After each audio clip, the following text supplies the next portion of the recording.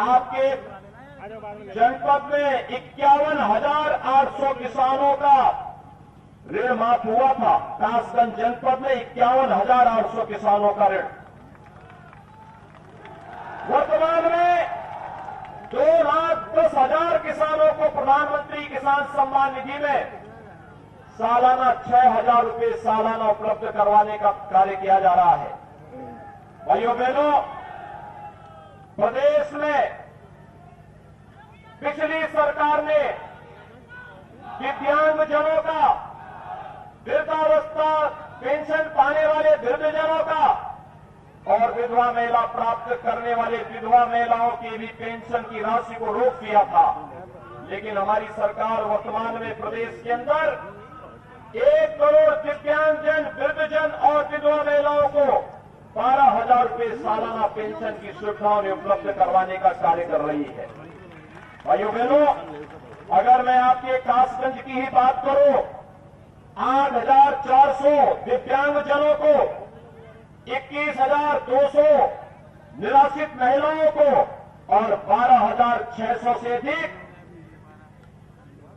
वृद्धावस्था पेंशन प्राप्त करने वाले लोगों को यहां पर सालाना 12,000 रुपये पेंशन की सुविधा हमारी सरकार, डबल इंजन की भारतीय जनता पार्टी की सरकार उपलब्ध करवा रही है।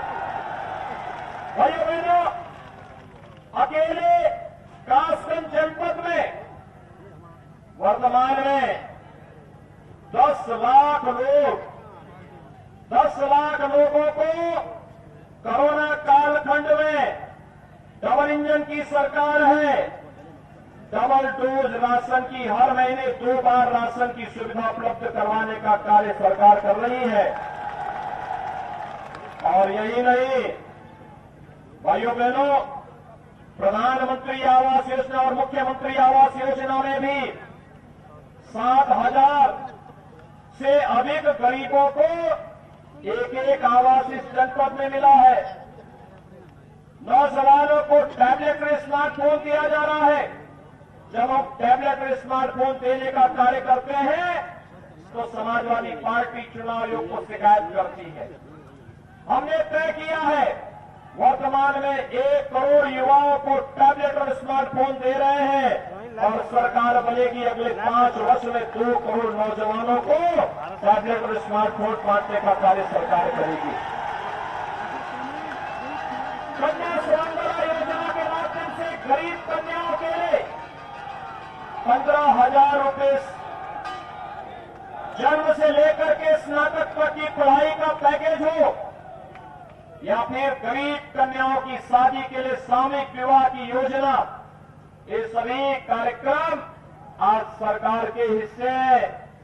सरकार की संवेदना गांव के विकास के लिए है, गरीब के कल्याण के लिए है, महिलाओं के स्वावलंबन के लिए है, नौजवान के रोजगार के लिए है, अन्नदाता किसानों की खुशहाली के लिए है, व्यापारियों की सुरक्षा और बेटियों की सुरक्षा के प्रति है। लेकिन मैं पूछना चाहता हूं, समाजवादी पार्टी की सरकार क्या कर रही थी? उनकी संवेदना किसके प्रति है?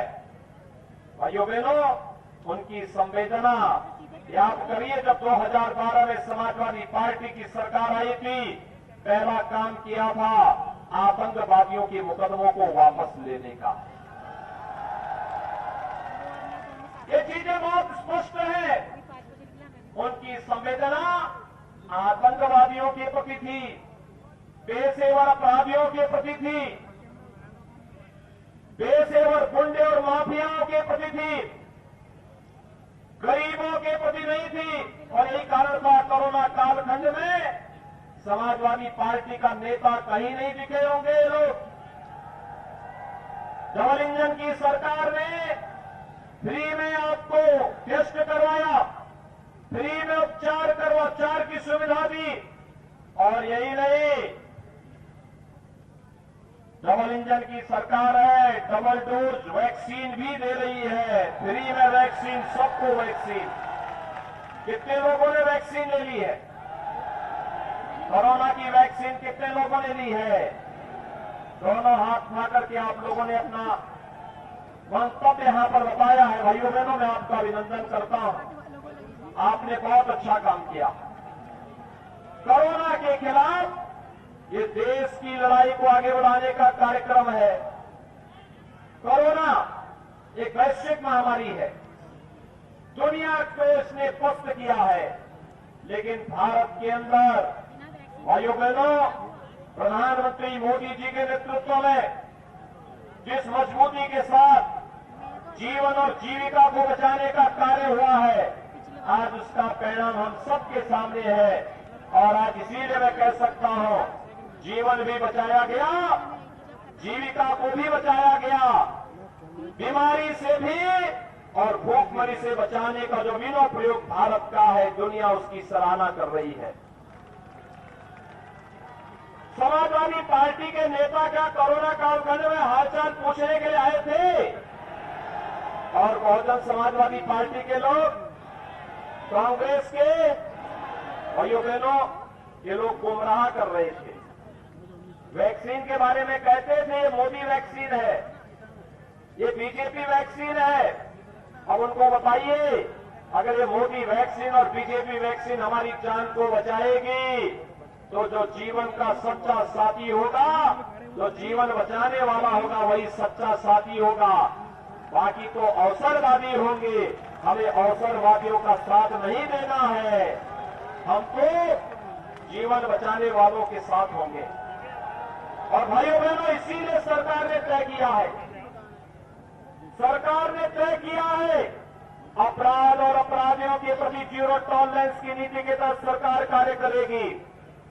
अपराध को स्वीकार नहीं करेगी, अपराधियों के लिए किसी प्रकार की कोई राम नहीं करेगी। जिस मजबूती के साथ सरकार लड़ रही थी, प्रत्येक गरीब को, प्रत्येक नौजवान को सुरक्षा दे रही थी, एक कार्यक्रम हमारा अनवरत इसी रूप में चलता रहेगा। आज यही आह्वान करते हुए मेरी आप सबसे विनम्र अपील है, भारतीय जनता पार्टी ने अपने सहयोग के प्रत्याशी आपके बीच में दिए हैं।